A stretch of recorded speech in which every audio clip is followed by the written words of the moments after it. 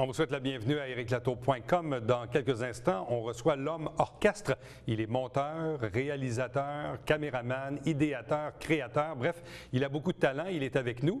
Il s'appelle Stéphane Caron et il a mis sur pied une émission qui s'appelle Coulisses Beta qui vise à faire découvrir des artistes de la région, mais d'une façon un peu différente, dans un concept d'émission aussi évolutif. Bref, on le reçoit dans quelques instants. Mais d'abord, parlons de l'avenir de la maison scout à Saint-Jean-sur-Richelieu. C'est que depuis la fusion municipale, les scouts ont été regroupés. Pendant un certain temps, ils ont habité une maison là, sur la rue Towner, dans le quartier Saint-Eugène, à côté du centre de plein air.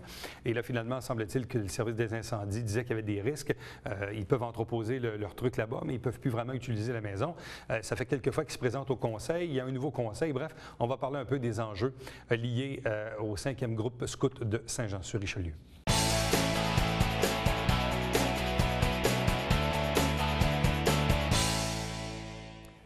Parlons maintenant des scouts de Saint-Jean-sur-Richelieu et surtout de leur maison.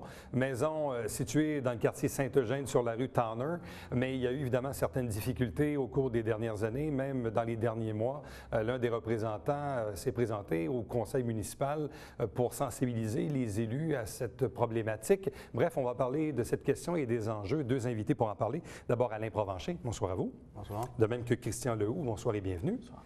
Je vais commencer avec vous, M. Provencher, parce qu'il faudrait d'abord tracer un peu une historique, parce que de mémoire, il y avait une maison scout à Saint-Luc dans le passé. Il y a eu, je pense, un incendie. Vous avez dû, évidemment, vous re-questionner là-dessus. Après, il y a eu la maison dans le quartier Saint-Eugène sur la rue Towner. Mais qu'est-ce qui s'est passé ensuite? Bien, il faut comprendre quelque chose, c'est que, premièrement, il y avait plusieurs organisations scouts. Il y avait secteur Iberville, secteur Saint-Luc et secteur Saint-Jean, exactement. Et puis, le secteur Iberville s'est joint avec Saint-Luc. Et à Saint-Luc, la maison qu'ils avaient a été incendiée par vandalisme, malheureusement. On a dû détruire parce que ce n'était pas reconstruisable et la ville nous disait à ce moment-là, étant donné la position où était l'immeuble, que ça ne pouvait pas être reconstruit, c'était trop dangereux, c'était pas accessible pour les pompiers. Alors, ensuite de ça, on s'est joints tous ensemble, tous les scouts de Saint-Jean, avec le 5e groupe scout Saint-Jean. Et avec l'édifice. Ça, on parle de 2010 environ. 2010, OK. Oui, c'est ça. Et puis, on était tous allés au local de la rue Towner. Ce local-là était là pour les scouts de Saint-Jean depuis l'expropriation par la ville de Saint-Jean du camping municipal. Oui. Donc, la maison était là, servait, je pense, pour le gardien du camping. Elle était cédée aux scouts et ensuite de ça, la ville nous fournissait le local pour mettre tout notre équipement et on avait des réunions là-bas et même aussi des couchers. Bon, donc la maison de la rue Towner, qui est dans le fond attenant au stationnement de l'ancien camping municipal, où il y a le centre de plein air urbain Ronald Beauregard. Donc, la maison appartenait à la ville? Mais oui, elle appartenait à la ville parce qu'ils ont exproprié les lieux. Elle appartient toujours à la ville, mais elle a été cédée aux scouts pour leur utilisation. Bon. Et qu'est-ce qui s'est passé avec cette maison-là? Qu'est-ce qui s'est passé? Malheureusement, ça a été négligé au niveau de la ville. Il n'y a eu aucun entretien. On a demandé, nous, de faire de l'entretien nous autres-mêmes, mais on l'a refusé. Parce qu'on disait, bien, ce sont des employés de la ville qui doivent le faire, des choses comme ça. Et jamais on nous a donné la permission, parce qu'on avait même des parents, des gens qui pouvaient nous donner des matériaux. On a essayé de négocier, et puis, en fin de compte, on a essayé une dernière fois, en 2010, de dire, s'il vous plaît, pouvez-vous rénover la maison scout, faire quelque chose? La seule réponse qu'on a eue, c'est qu'il y a eu une visite des pompiers. Et les pompiers ont regardé ça, puis ont dit, ben plus personne ne peut aller là, c'est dangereux, il y a un risque d'incendie. Bien, écoutez, on a été là pendant des années, qu'est-ce qui se passe? Fait qu'on est obligé de quitter les lieux, on n'a plus de réunion ou quoi que ce soit. Il y a seulement notre équipement qui est là, comme au sous-sol et dans la portion garage, mais on nous dit que c'est toléré seulement, parce qu'il y a encore des risques d'incendie ou des choses comme ça, que ce ne sont pas des lieux appropriés pour notre équipement. Parce que quand on parle d'équipement, il y a des tentes, il y a des choses qui quand même sont inflammables. Là. Bon, M. Lehoux, vous êtes intervenu au Conseil à 2 occasions l'automne dernier pour sensibiliser le Conseil. De mémoire, C'était avant et ensuite après l'élection? Avant et après l'élection, exactement. Bon, quelles étaient les raisons de votre intervention? En fait, c'est justement après le nouveau conseil de ville, on a profité un petit peu pour voir avec des nouveaux visages, nouveaux maires, nouveaux conseillers, les mettre justement au courant de la situation de la maison scout qui, comme M. Provencher le disait, au fil des années s'est détériorée. Et là, on peut s'en servir que seulement que les terrains extérieurs et à peine. Puis entreposer vos affaires, là. C'est tout. Puis c'est toléré, là. Toléré, oui. Toléré. Ouais. OK. Mais en même temps, parce que je lisais aujourd'hui dans ma revue de presse qu'à un certain moment, la Ville vous avait même dit de vous prendre des conteneurs qui étaient attenants à l'ancien poste de police, là où il y a le dépôt de déneigement à l'arrière, pour entreposer vos affaires, mais en même temps, ça vous donne pas un lieu de rencontre, là? Non, mais en fin de compte, c'était ce qui nous a été proposé par le service des loisirs. On nous a dit, c'est ça qu'on vous offre et on va démolir la maison scout parce que pour eux, elle ne peut pas être utilisée pour quoi que ce soit d'autre. Ça coûte trop cher pour Donc, on démolit la maison, puis on dit, mettez vos affaires dans les conteneurs. C'est à peu près ça qu'on a dû insister, en fin de compte, pour qu'il y en ait deux, premièrement, parce qu'on parlait d'un au départ, et on a insisté aussi pour qu'il soit chauffé. Parce que, écoutez, on a des tentes et des choses comme ça, avec l'humidité, on les aurait perdus. Mais là, les conteneurs, les avez-vous? Non, on n'a rien. Il n'y a rien qui a été... Vos affaires sont encore dans la maison là-bas, là? Toujours. Ben, on attend toujours une décision à savoir si on va les avoir, parce qu'on ne nous a pas donné un hockey verbal ou écrit là-dessus. Bon, M. Lehoux, qu'est-ce que vous a dit le nouveau maire quand vous êtes allé au conseil? J'ai fait une allocution justement pour mettre au courant des conseillers. Alors, on vous a répondu quoi? C'est quoi? On allait regarder ça? La seule réponse qu'on a eue, c'est de M. Fontaine qui était au courant du dossier, vu que M. Jean Fontaine, qui est le conseiller de Saint-Eugène, qu'on allait regarder le dossier et depuis lors, pas une nouvelle, pas de confirmation, pas rien. En fin de compte, c'est une solution qu'on avait acceptée entre-temps, parce qu'on nous a demandé une résolution de notre groupe pour accepter ça. On l'a accepté, les containers, mais en ayant une ouverture pour une rénovation ou pour avoir un autre local. Mais là, entre-temps, à quel endroit vous vous réunissez? Bon, il y a deux genres de réunions qu'on a. Il y a des réunions à toutes les semaines pour nos 5 unités scouts qui sont réparties dans les écoles à chaque semaine. C'est les jeudis, les vendredis soirs principalement. Ça, il n'y a aucun problème de ce côté-là. C'est lorsqu'on a des réunions de gestion, c'est-à-dire de tous les animateurs. C'est sur Marguerite Bourgeois dans le secteur Iberville. Et puis, on n'a pas d'autres places comme telles. La problématique, c'est que si dans une école, ils disent c'est pas disponible, mais là, on n'a pas d'autres places comme telles. Tandis qu'avant, on pouvait aller à la maison scout et on pouvait organiser des activités là-bas et même des couchers. Maintenant, on ne peut plus. M. Lehoux, c'est quoi, dans le fond, les activités que vous avez au cours d'une année? Là, dépendamment des unités, on a des camps d'automne, on a des camps d'hiver, on a des camps d'été. Donc, dépendamment des groupes, ces camps-là sont plus ou moins longs. Si je regarde, par exemple, moi, j'étais avec les pionniers, les plus vieux. Nos camps d'été, c'est une semaine l'été. Mais si on y va avec les groupes plus jeunes, les camps d'été, c'est souvent ça. C'est souvent le point culminant de l'année. On prépare les jeunes pour les camps. Vous touchez combien de jeunes dans la région? C'est quoi, c'est une centaine de jeunes, à peu près? Je dirais exactement, c'est entre 85 et 90 jeunes pour être exact. Là. De quel âge? Ça part de 7 ans jusqu'à 17 ans, selon, ils sont divisés par unité selon l'âge. Et ça fait longtemps que ça existe, le mouvement scout, là? Ah mon Dieu, plus de 100 ans. Là. Ici, même dans la région, ça fait très longtemps, là. Je ne connais pas l'historique de tous les groupes qu'on avait. Ça va faire minimum une cinquantaine d'années d'après moi. Facilement, oui. Ouais. C'est un mouvement qui a toujours été ici, très apprécié des parents et des jeunes, qui est encore très vivant. Et puis, on veut que le groupe existe encore, mais on a besoin d'un support de la Ville aussi. À quoi vous attribuez, comment je dirais, le si peu de collaboration que vous avez eu dans les dernières années, là, avec toutes les problématiques de la maison et tout ça? Pourquoi ça semble compliqué? Pourquoi? C'est très difficile. Il vous faudrait le demander au service des loisirs parce qu'il semble que on donne la communication et on dit quels sont nos besoins au service des loisirs, mais on dirait qu'il n'y a plus de lien après entre le service des loisirs et la ville. On n'a plus de contact direct avec la ville, comme parler face à face avec le maire, c'est jamais arrivé. Je ne sais pas si une rencontre avec lui changerait quelque chose ou ferait avancer les choses, là, mais ce serait souhaitable. C'est où? C'est un petit peu pour la raison pour laquelle je me suis présenté là, à l'hôtel de ville quelquefois, pour avoir ce contact-là direct avec les conseillers et M. le maire. On existe encore. On est là. Oui. Juste pour vous dire, on va être là à l'hôtel de ville lundi, le 17... Lundi prochain, il y a un conseil. Oui, lundi, mais lundi, le 17 février, nous allons être là. Pour la semaine scout. Pour la semaine scout.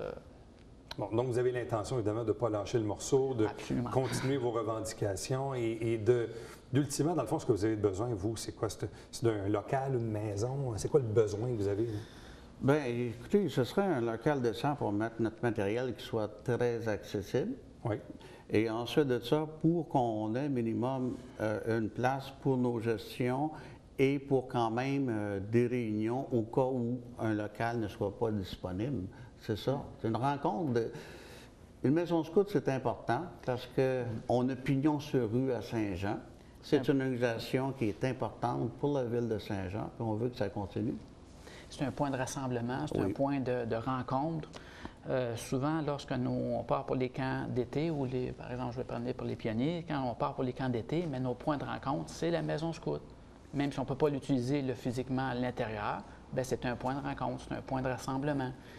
Et je dirais, garder la maison scout, c'est comme... Il y a d'autres villes aussi qui ont des maisons scouts. Alors, si d'autres villes peuvent le faire, par exemple, je passe à Longueuil, Saint-Hubert, Lévis qui a une superbe maison scout. Alors, pourquoi Lévis est capable d'avoir une très belle maison scout? Et pas Saint-Jean. Pas Saint-Jean, exactement. Parce qu'on a beaucoup de services à la population. Les parents puis les jeunes surtout en bénéficient. Et tous nos membres, ce sont des bénévoles qui donnent beaucoup de leur temps. Et puis, je pense que ça vaudrait la peine de nous aider. À vous deux, merci beaucoup. Donc, lâchez pas, on va vous suivre évidemment dans les prochaines semaines pour voir s'il y aura une réception là, de la part du nouveau conseil à l'égard de vos besoins et revendications. Merci beaucoup. Merci beaucoup. Restez avec nous puisqu'au retour, on vous parle de l'émission Coulisses Bêta.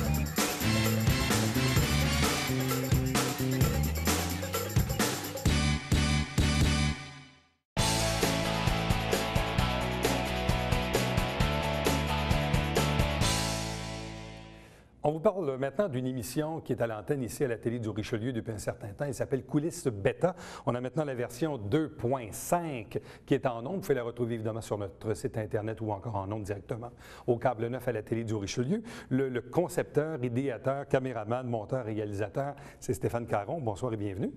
Oui, l'homme d'orchestre. L'homme orchestre.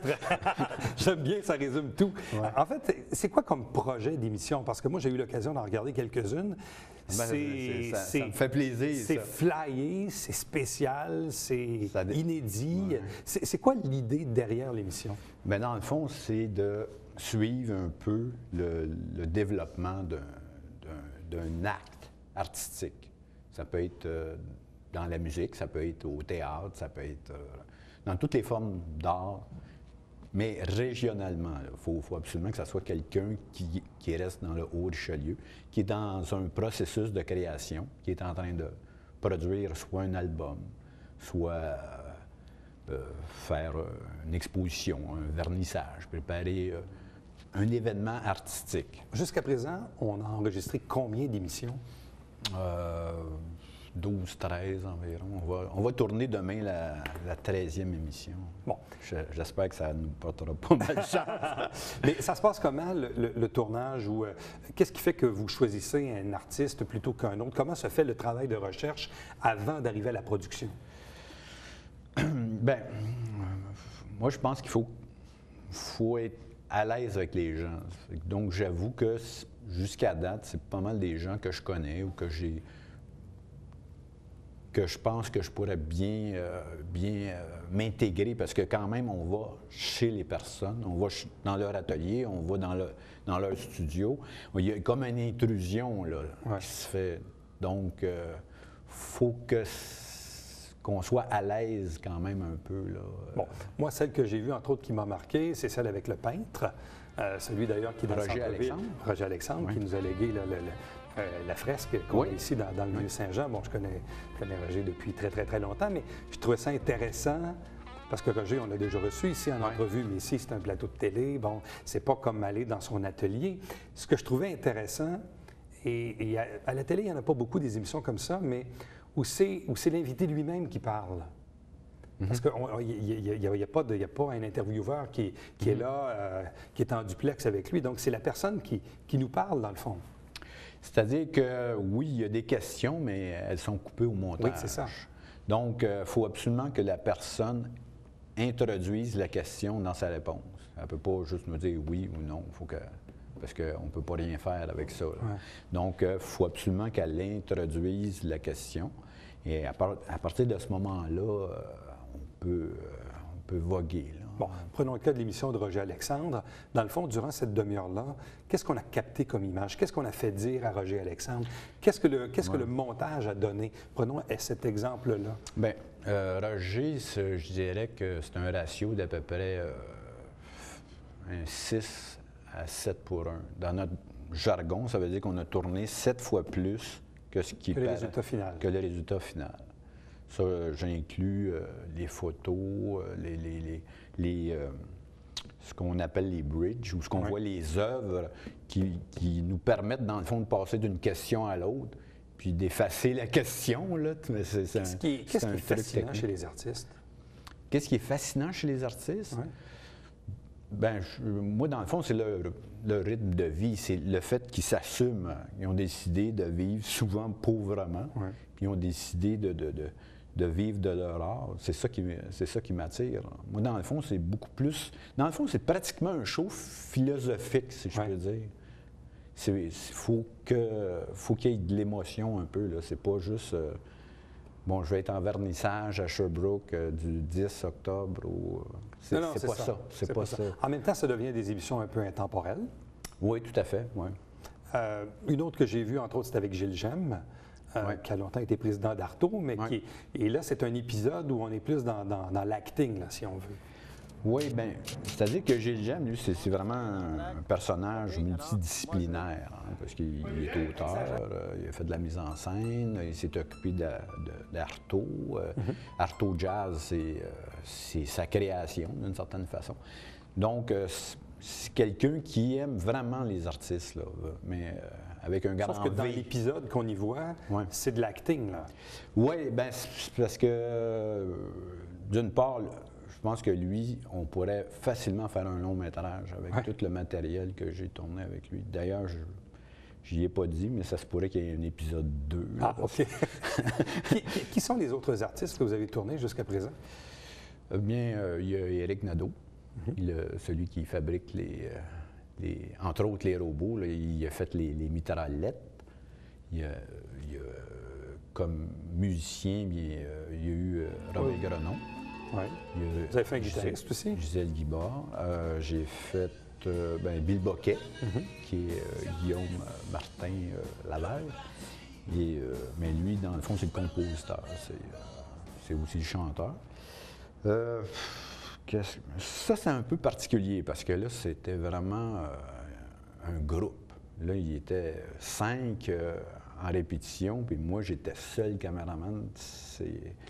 C'était particulier. On dit, dans ce cas-ci, que Mario Hébert également, que vous avez fait. Oui, Mario Hébert. Oui. Bon, tu dis, on fait du tournage, donc c'est du 6 pour 1, donc on tourne 6 fois plus qu'on en retient au final. Mais on tourne ça avec quel type d'équipement? C'est fait de quelle façon? Parce que je sais que tu es un amoureux des caméras. Je sais, entre autres, que tu possèdes là, des caméras un peu style cinéma, si on veut. Là. Donc, avec quel type d'équipement tu tournes cette émission-là? C'est-à-dire que Coulisses Beta, c'est la première émission qui est tournée pour TVHR 9 en HD. Oui. Complètement du début jusqu'à la fin. On n'est pas diffusé en HD. Oui, mais elle est tournée en HD. et montée en HD. C'était la première émission. Puis si on la regarde sur YouTube, est-ce qu'elle est en HD? Oui. Elle est en HD. Oui. Bon. Mais donc, tu tournes ça avec quel type d'équipement? Mais, dans le contexte de coulisses bêta, c'est vraiment c'est une caméra HD qui appartient au studio.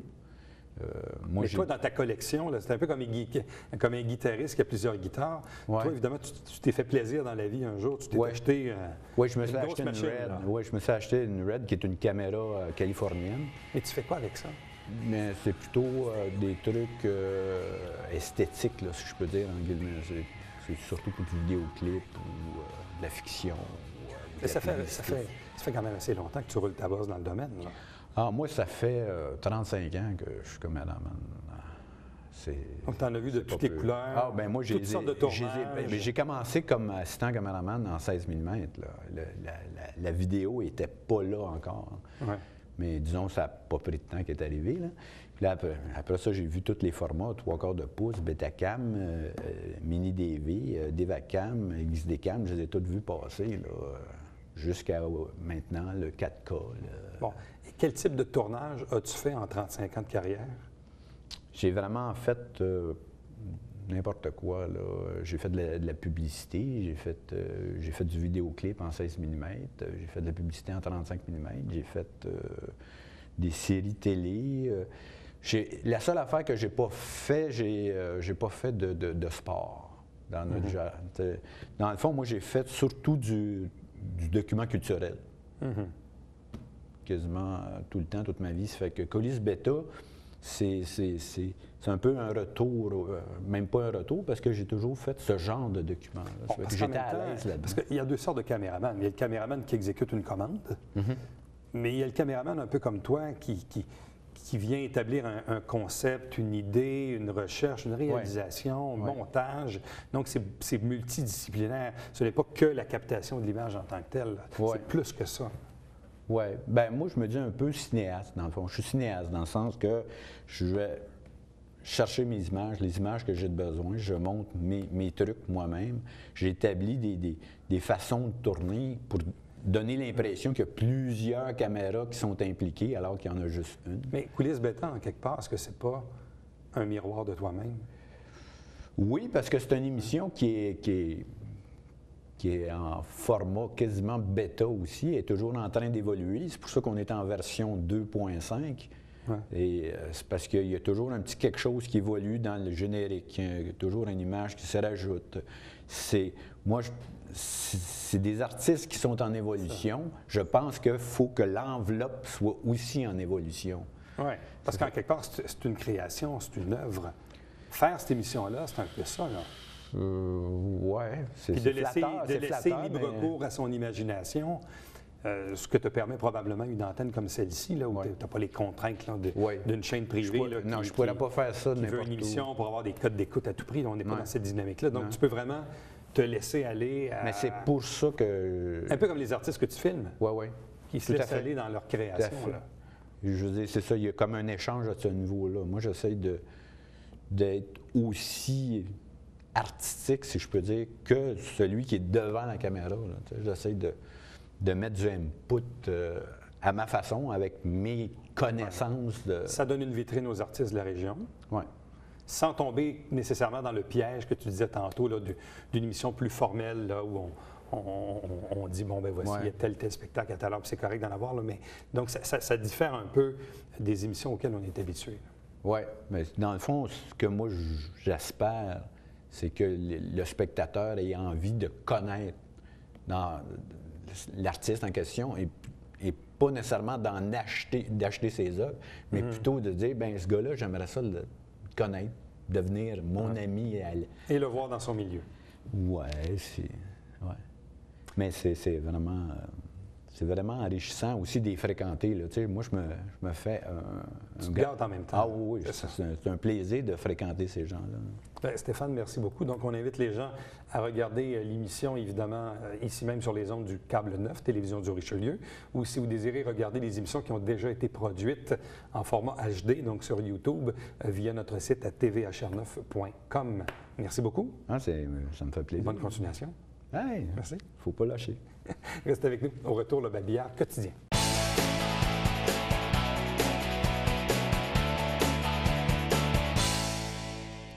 On vous rappelle qu'au mois de juin prochain, ça sera la 10e édition du Relais pour la vie au profit de la Société canadienne du cancer à la piste Pierre-Larose, comme à chaque année, à côté du Colisée Isabelle Brasseur. Pour information, vous avez l'adresse Internet hotmail.com. Vous avez un numéro de téléphone également si vous désirez former vos équipes, devenir des capitaines, des partenaires. Vous savez que cette année, c'est le 10e anniversaire en plus et qu'il y a 10 porte-paroles dont je fais partie. C'est tout un honneur. Donc, je vous invite évidemment à être très généreux et à participer fortement à cette activité. À chaque semaine, on vous présente une émission qui s'appelle Saint-Jean-sur-Richelieu. On vous présente des extraits du Conseil de ville. Vous savez que le Conseil reprend ses activités le lundi 20 janvier, donc à partir du mercredi 22 et les mercredis suivants, on va vous présenter bien sûr de nouveaux extraits. À chaque dimanche matin, 9h30 en direct, c'est Télébingo, 3 500 $ en prix à chaque semaine. Et il y a 35 dépositaires dans la région pour acheter vos livrets. Télé du Richelieu, voici nos coordonnées pour me joindre directement par courriel ericlatour@tvhr9.com. Visitez notre site Internet également pour voir ou revoir des entrevues. Vous pouvez nous suivre sur Facebook et sur Twitter. Et ericlatour.com, c'est diffusé tous les jours de la semaine et notamment en rappel le dimanche à compter de 16h. On est là demain. Bye bye.